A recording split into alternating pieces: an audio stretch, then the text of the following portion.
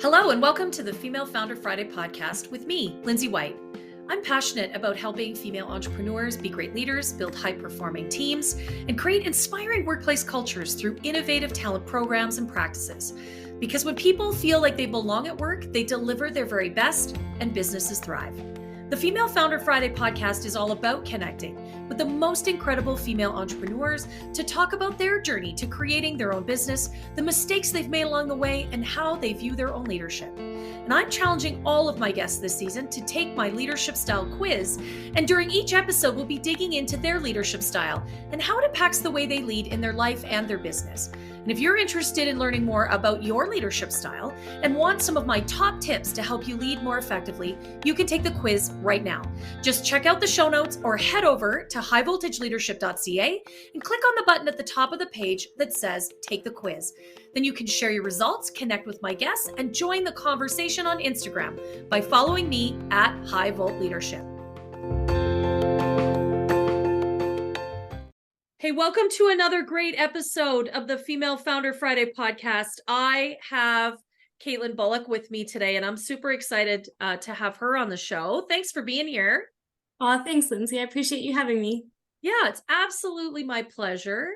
And with so many of my guests, I think I know the basics of your journey as a female founder, but I'm sure there's a whole bunch of detail that I don't even know. And so I'm actually really excited to hear more about what that's been like for you. How did you get to be a female founder? Yeah, thank you for that question. It has been a journey. Yeah.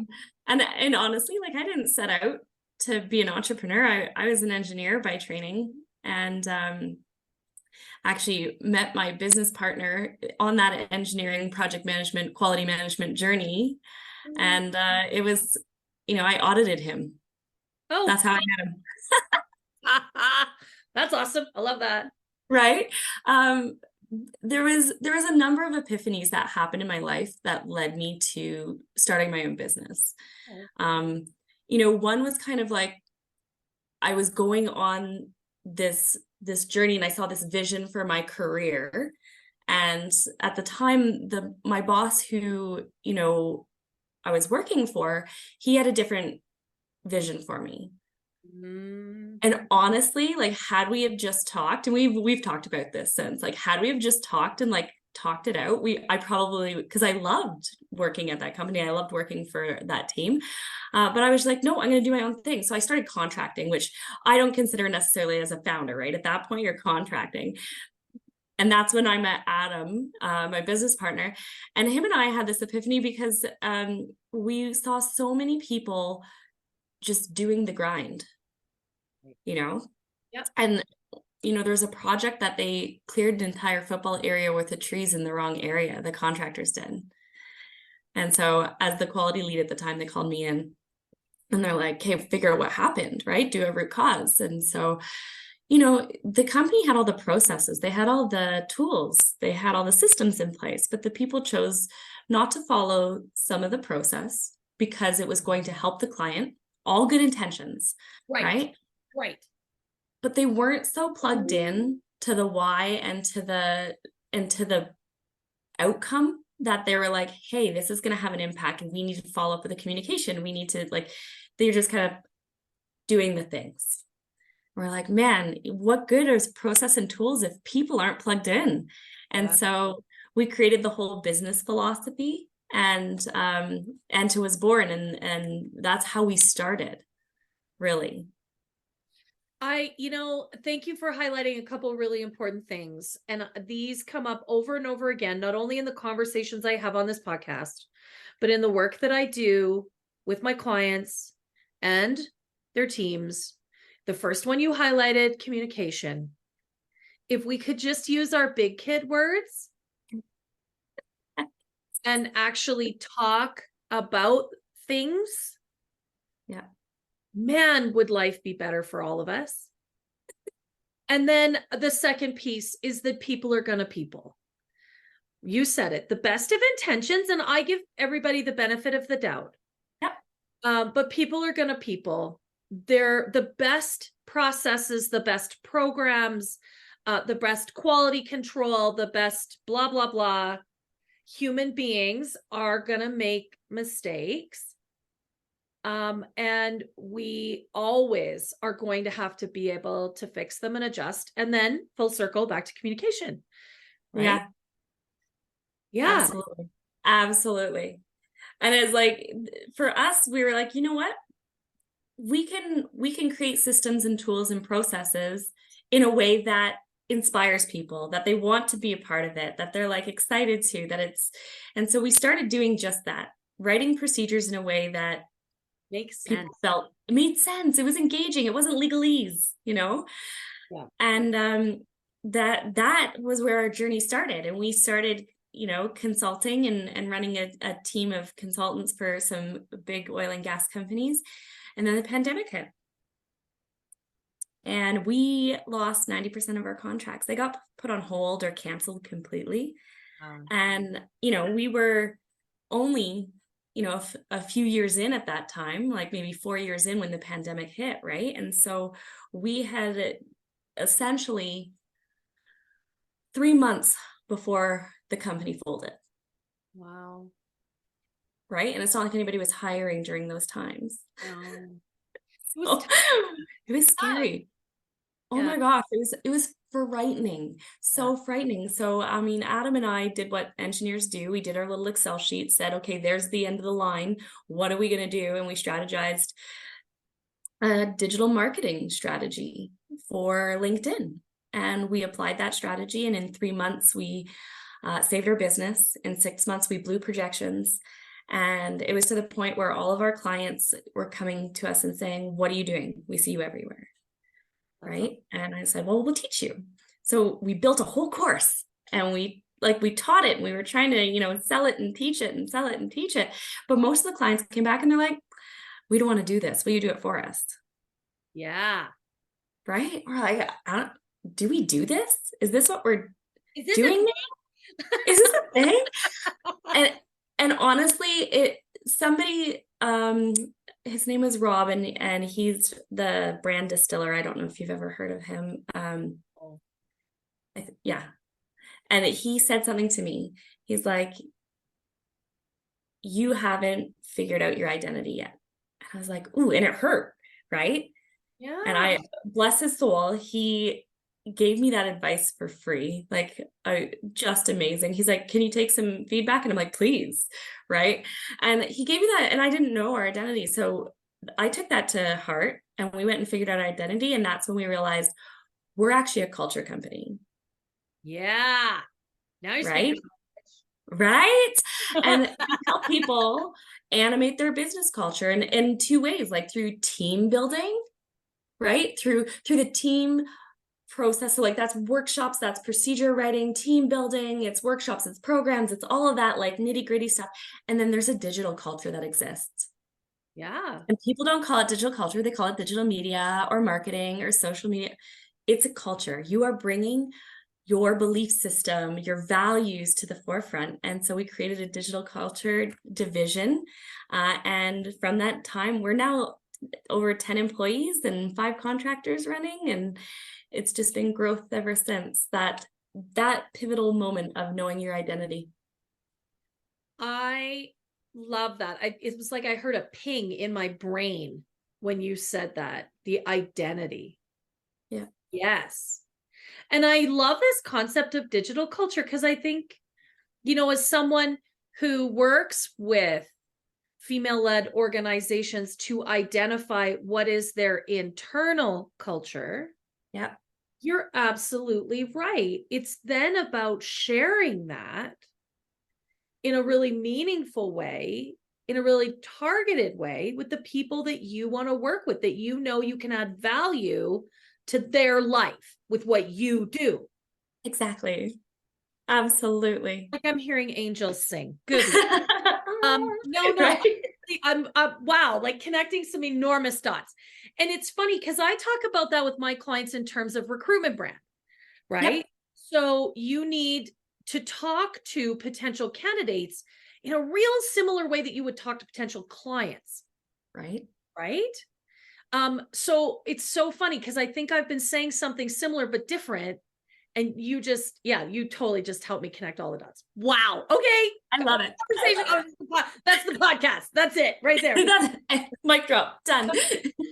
No, I really love that. And I really love the shift to making what is all the ways that the internal pieces need to fit together, the team, the communication, the processes, the programs, all of that stuff is an ecosystem. It really has to self-perpetuate. Yeah. And doing that in a way that's really meaningful and really connected and really culture filled is so powerful, and all connected back to that why, the purpose. The purpose. I love it. What drives you. We always say that there's 4 pillars to an engaged culture. Like your culture, words, your values, your purpose will all be different company to company, but there's 4 pillars every company needs to have an engaged culture. And they need psychological safety. Yeah. So people have to be able to say, I don't know, I have a question, I need help, I have an idea, I disagree, without fear of negative repercussions. Yes. Right? Yeah. They need to have clear accountabilities. People want to contribute. They want to feel like what they're doing is adding value and is a part of a bigger system. Amen. They want to own it. Totally. They want to own it. Tell me somebody who doesn't like winning. Yeah. Right. No.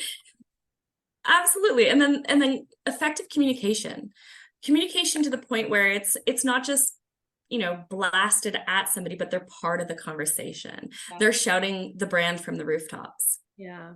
Right. And the last thing, and this one's so key, is strategic improvement, because nobody wants to show up and deal with the same problems that they were dealing with yesterday. You can't see my roll. You can't see me rolling my eyes because this is an audio only podcast.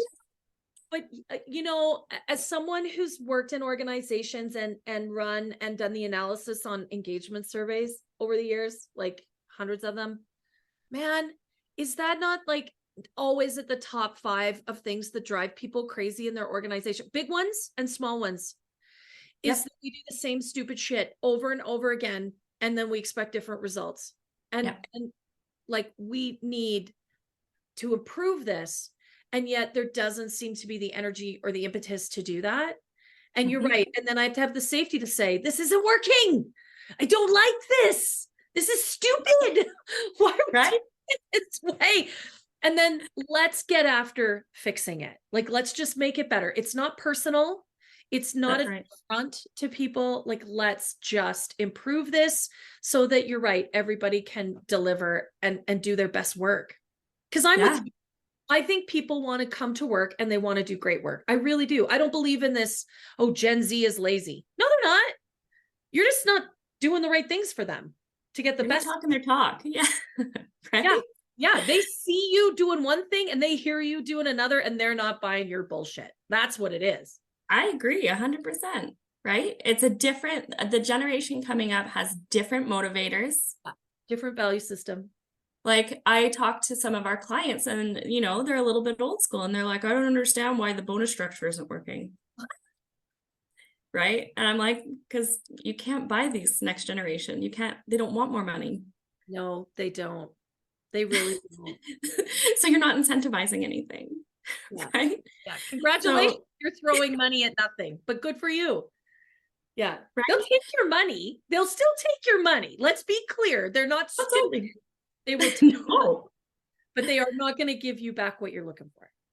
Exactly. And there's like totally different ways to light them up and incentivize them, right? And I think that's what culture is. It's not, you have a culture, but you have to have an individualistic approach, because at the root of it, you just have to care about the individual person. Yeah. That's it. It's true. People just want to know that you're connecting with them, and that they can connect not just to you as the individual, but they want to connect to the purpose of the organization. Like, they want to feel like, you said it, they're having an impact, that they can understand the why, right? I love Absolutely. It. Okay, well, we could talk about this for a very long time. So we'll transition now, because it'd be the whole podcast today. Katelyn has taken my leadership style quiz. I think you could probably guess what style she has as a leader. But if you want to know what your style is and you want to compare, because she's going to tell us about it, go to the show notes. There's a link. Go to the website, highvoltageleadership.ca. Click on the little orange button. It says take the quiz. You can do it right now. It only takes a couple minutes. It's fun. You're going to learn something about yourself. And I'm going to send you some great leadership tips so you can really be a more impactful leader right away. So Katelyn, tell us, what was your leadership style? What did you get out of the quiz? I'm pretty sure I'm a service leader. Yes, I think that makes sense.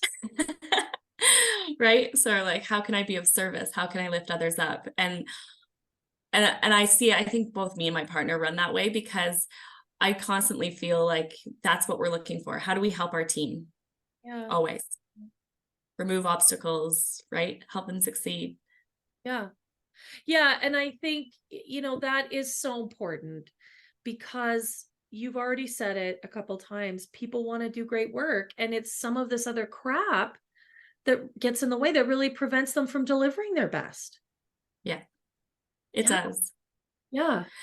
And you know what's interesting, and like this kind of ties back to our previous conversation, but in service leadership, it's you care about the individual's success. Yeah. And so, we had one of our first ever employee to resign, which, hurts because we're a culture company and retention's what we do. But she got an amazing offer, like amazing, to just take her skill set to the next level. Like it was a huge jump. And what we said was, we're building champions for our company, whether they're in our company or not. And there's going to be, hopefully, hundreds of people who stay and hundreds of people who move on into that next step, but we're a meaningful and supportive part of their journey. Wow. And it's just like, that's what service leadership, I think, is about, is like, how do you lift others up, and not just career? Yeah. But in general. Yeah. No, it like the whole person. The whole person. Yes. I think that's what I have long said is our number one job as a leader is actually to grow other leaders.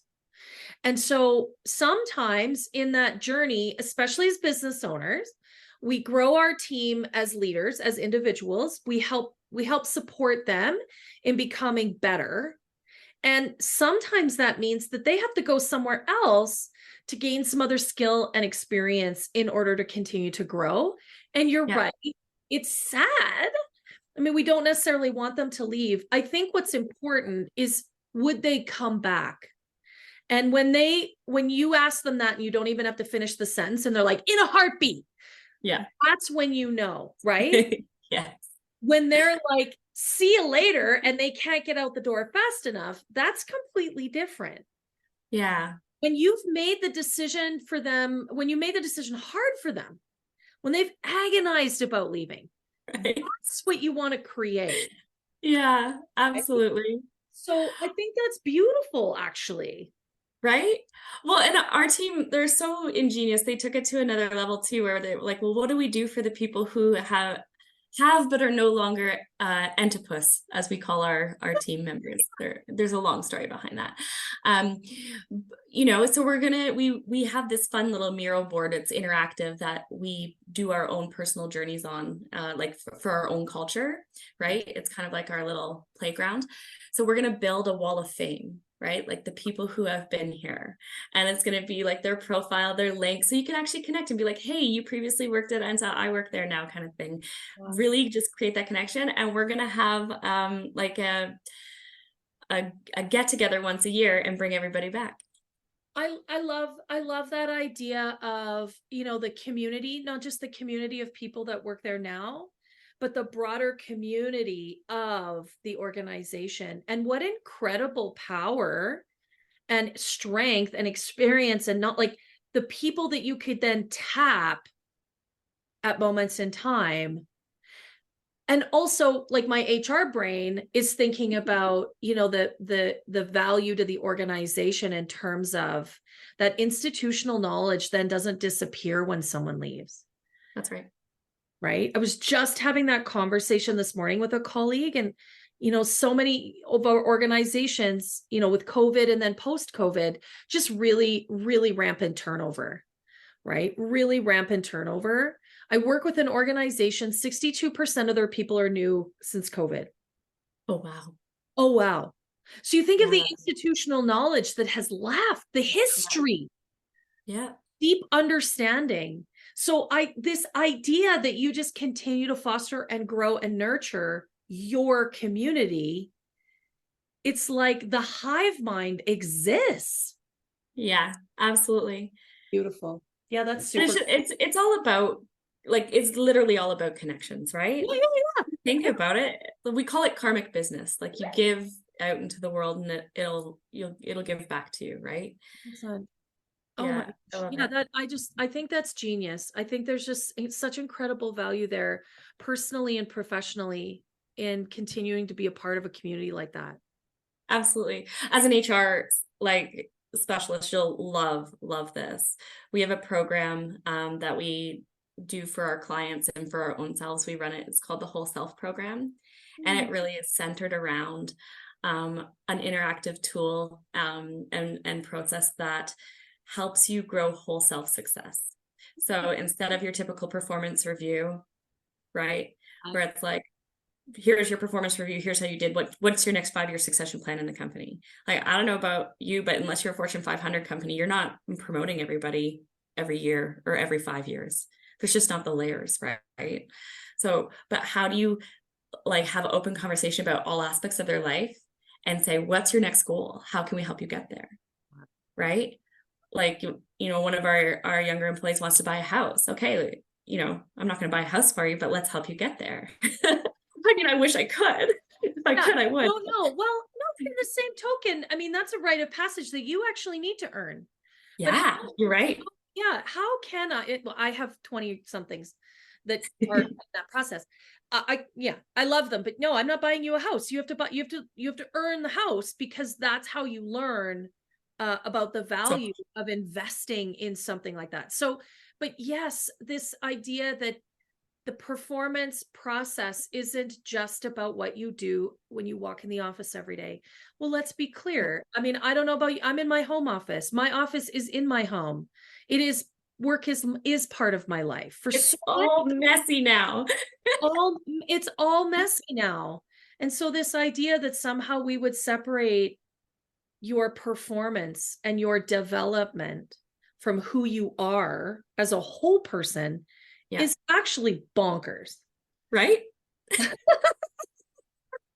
That's what we thought. Just silliness. I agree. That's where I'm like, you know what? We're going to break this system. Yeah. Because it just, you know what? It doesn't work. It's really not functional. And the way the places we work, the way we work, the values we bring to, like, it's all completely shifted. Yeah. And COVID just accelerated that. So I actually love that you're looking at this stuff and being like, this just doesn't make sense anymore. It's just right? We have to change. And the companies that aren't willing to think outside of the regular box, like, they're not going to attract the talent they want. No, they're not. And, I find it interesting because it's already happening. I see it and I hear about it, of course. And, you sort of alluded to it earlier. Oh, I don't understand why we're not getting 200 resumes for a job anymore. And these resumes are crap. Well, because you treat people like garbage. Like, you fundamentally are not nice to the humans that work in your business. You don't do anything for them except pay them. Yeah. That just isn't good enough anymore. Right? I know. It isn't. Like, really? You don't know why people, like, let me walk you through that, right? Like, it's astonishing. Yeah, but you know what? The biggest issue these companies have is that they don't make culture part of their strategy, meaning they don't dedicate resources, time, and money to it. No. So they do it off the side of their desks, or they go away on a retreat and come back and shove it down your throat, or they, like, honestly, like, this is not how culture is done. Like, you need to create a movement. Yeah. And you have to, it's a movement. It's totally, and you have to have money set aside for that. Yeah. Right?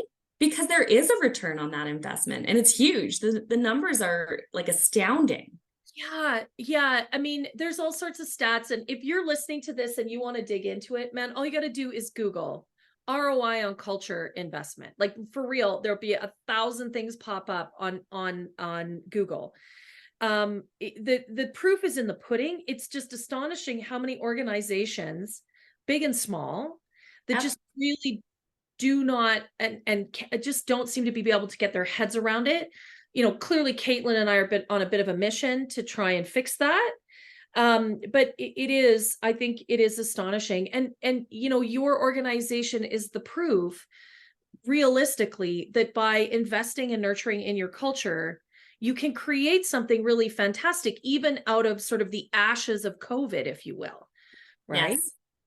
Yes, absolutely. You guys practice what you preach. And I think that that's absolutely critical. I love that. We have to. Yeah. We have to. Not only that, we have to be the best at it. Yeah. Yeah, for real. Right. It takes time, it takes money, it takes effort. And like I always say this, like leadership, we're back to our leadership comment. Leadership is a practice. It's not a position. Yeah, it's true. Yeah, it's not just a job title. It's not just a job title. You don't need direct reports to be a leader, but it is a practice. You might not be a great leader one day, and give yourself grace. Yeah. Give yourself grace. We all mess it up. So like, one mistake doesn't make you no longer a leader. Like, give everybody permission to fail as leaders, because we're all growing, right? And sometimes we tend to condemn. Yeah. Right. And it's a practice. It's like yoga, right? I got to practice my leadership every day.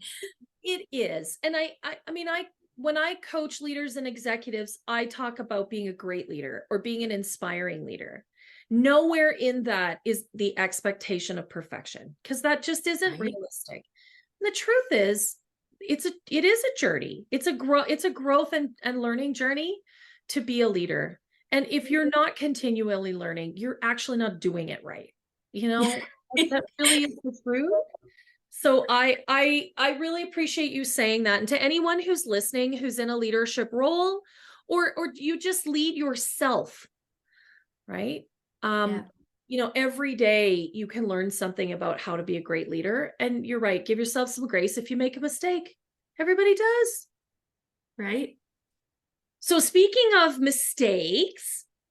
Yes. You knew I was going to ask, where have you made mistakes or missteps in your journey as a female founder? And what have you learned from those things? So many. So much painful learning. So much painful learning. I think, okay, so there's been so much, but I like to say, like, there's no such thing as failure. There's iteration to success. 100%. You're just figuring it out, right? And, the only failure is if you quit. Yeah. If you decide. And even that is not even a failure. That's a pivot to do something new in your life, and that's great. 100%. Go for it. Yeah. Right. So I think that some of the biggest learnings that I have had, and this one almost killed our companies 3 times as we grew in scale, and slowly, we went from wearing all the hats to handing off hats to people, right? But there were still some areas that Adam and I were specialists in. Mm-hmm. Okay, so we would jump in, and those were usually like big contracts with really intense clients that we loved working with, but they're, they have high expectations. They're big companies. And so we would have to switch from, okay, BD networking sales hat, our marketing hats and our sales hats, to our operations hat doing the things. And as soon as we took that hat off to focus on doing the operations, it was fine, because we're like, oh yeah, we're good. But the funnel lead for sales took so long that by the time we put the sales hat back on again, we had like a 2 to 3 month gap in cash flow. That makes sense when you say it like that. Makes perfect sense. Yeah. So those companies that are scaling and growing, and they're starting to take off hats, or they are doing it all themselves, they're going to have this problem. And it's like, oh, I have a cash flow problem. Well, you're taking your foot off the gas, right? And you're coasting, like, while you get into the meat of it and the operations. There is a time of like that you need to be nurturing or prospecting or cold calling that is stopping. And if your sales cycle is 3 to 6 months, your cash flow problem is going to happen 3 to 6 months later. Sure is. Right? And that almost killed us 3 times. Interesting. Okay, I actually I love that you're bringing that up as a learning, and that it took you 3 times to learn it. There you go. Right? Because I think for so many of us, and I'm going to put my hand up in this group too, we didn't get into these businesses to be in sales. We got into the business, and we didn't get into them to be a leader. We got into it because we were passionate about a product or a service, right? Yeah. We saw something that we really felt we could add value. And so we don't know. It really takes time to figure this sales cycle process out. It's not something that was in my background.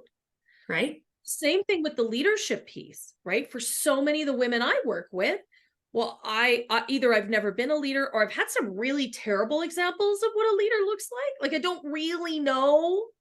And I've never thought about who I am as a leader, like what my purpose would be in that space.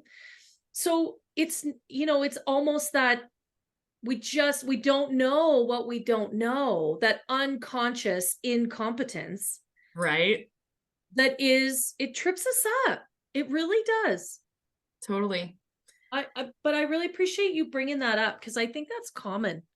Yeah. Oh, it definitely, like, and I think a lot of businesses do this, and it's not that they like go under, it's that their cash flow issue kills them.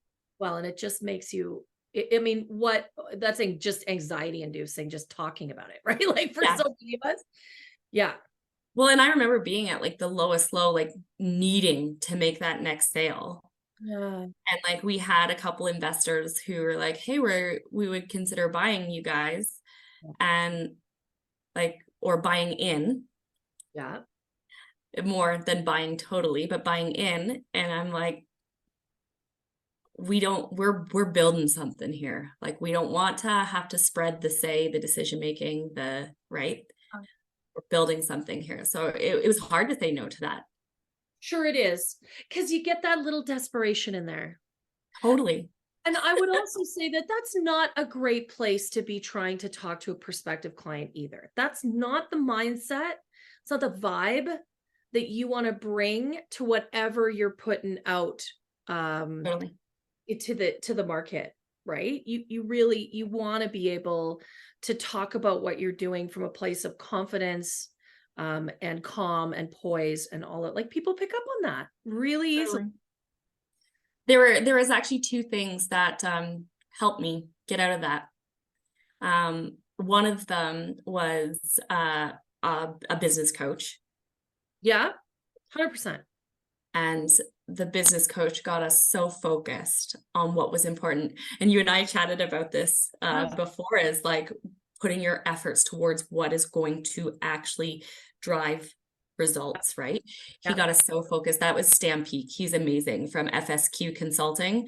Just amazing. You know Stan? I'm actually very good friends with Stan. Yeah. Yeah, I love Stan. He's been critical Yeah. in our business success. Yeah, and I mean, hey, even Michael Jordan needed a coach. Like Everybody needs a coach. Everybody needs a coach, and different coaches at different moments in time. But I happen to be a personal friend as well as a colleague of Stan's, and he is absolutely remarkable. And just the opportunity to be able to be focused in that way on your business and do a reset, right? It's so key. It's so key. Absolutely. And I know, like, as business leaders, like, we're super, like, as we're scaling and growing, it's like every dollar where is it going? Where is it going? And honestly, this was another failure kind of aspect, is like trying to do it all yourself. Yeah. Especially as engineers, we think we're smart. Yes, you do. As a group. Right. And you are pretty smart humans, but you can't do it all. Well, and you shouldn't. You have a sweet spot. You have a strength. Live in it. Yeah. And then it's not the how, it's the who, right? So Stan, like, a business coach is an absolute must. And you think, oh, I don't know, am I going to get my ROI on ROI? I was not a believer before I worked with Stan. Yeah. That I worked with Stan. And I was like, okay, everyone needs a coach. You should be coaching. You should be having a coach. Who's your coach? Right? All the time. So like it changed my belief on coaching completely and really reaching out. The other one who was a critical person in our success journey was Bruno Lindia from Dream Reach Achieve. Wow.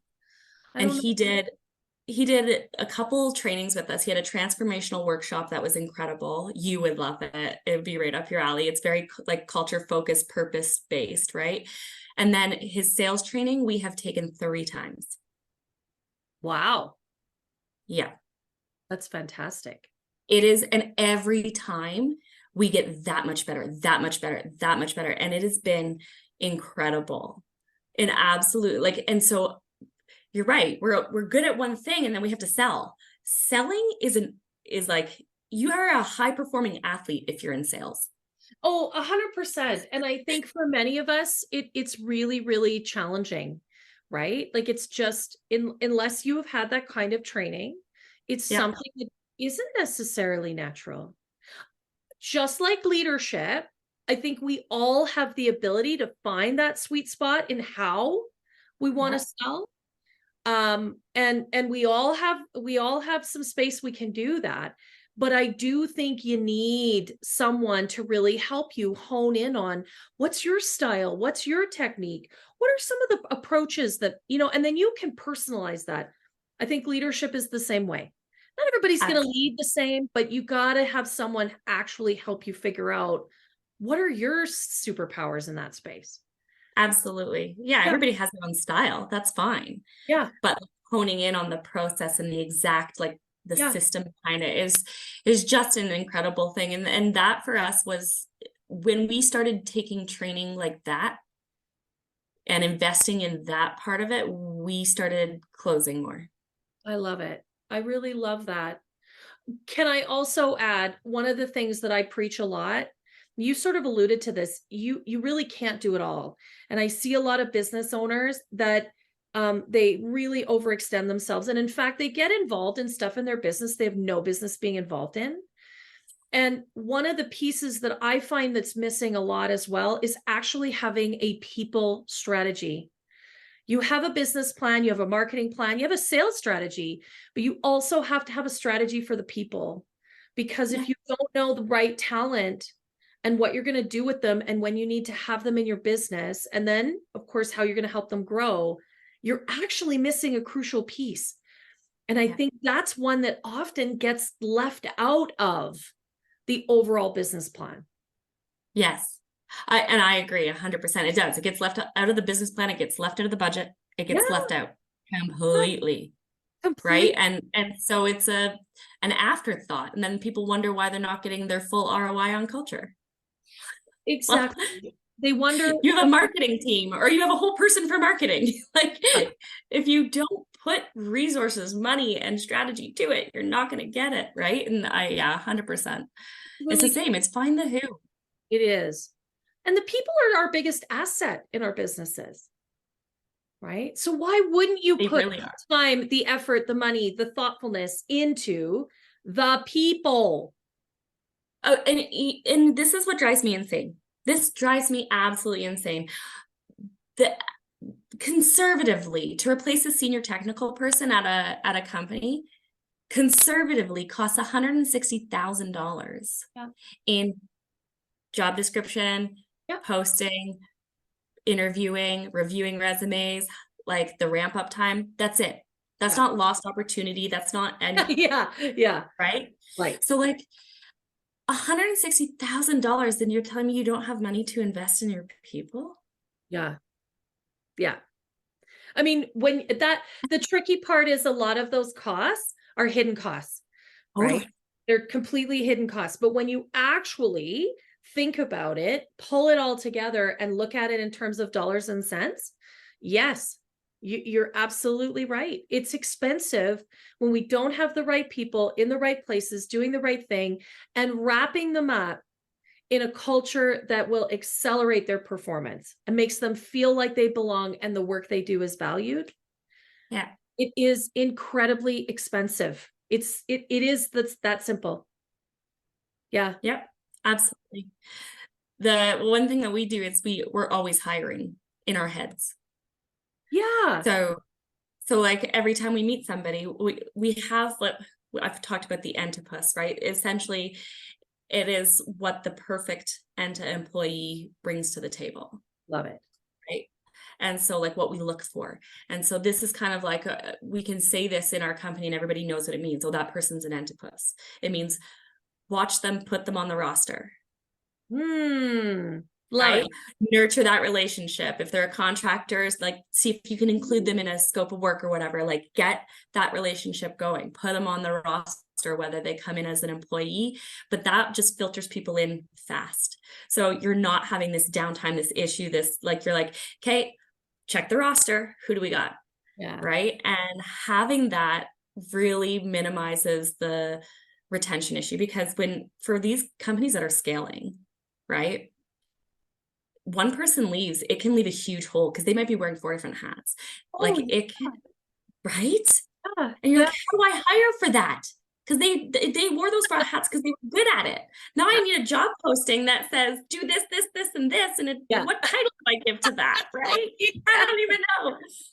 Yeah. I see my clients doing this all the time. They're like, how do I title this? And I was like, well, you don't title it like that, right? You need a person to do 4 different roles, and you need somebody willing to you're looking for a unicorn. Yeah. Yeah. Right. That's not what you want to be recruiting for. You can't. It's timely and expensive to hunt for unicorns, but you can if you're always hiring and nurturing those relationships, because then you just bring the unicorns in, right? You're just attracting them at that point. And that's part of your digital culture too, attracting the unicorns, right? Totally, because you are constantly creating a space where people are interested, they're curious. Again, they feel connected and like, I could belong in that organization. Like that's right. And so again, I love this philosophy of creating community, creating connection, and then matching that up with, those important business aspects, strategy, process, program, like, right? That there's a space where those come together, and that's really where the magic happens. So I really connect to that. I really appreciate that. Thank you for bringing that to everyone who listens today, because I think I just think that's a beautiful space. Yes, thank you very much. I really appreciate you having me on. Oh my gosh. We're going to stop now because we could go on for another couple of hours. That would not be a great podcast, but thank you for your time and all of your beautiful thoughts. I just really appreciate it.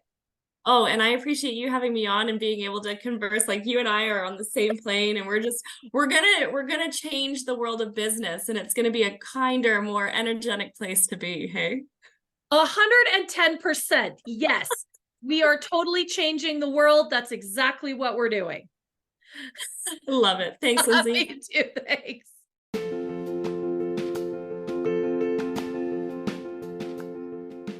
Well, thank you so much for tuning in today. I sure hope you enjoyed listening as much as I did hosting this conversation. And if you did enjoy today's episode, would you do me a favor? Would you give the episode a 5-star review and share it with all of your friends? I would really appreciate that. I've got a goal to impact 1,000 female founders, and with your help, we can really amplify this message. Thanks again for being a part of the show, and don't forget to connect with me and all of my guests on Instagram @HighVoltLeadership. We'll see you next Friday.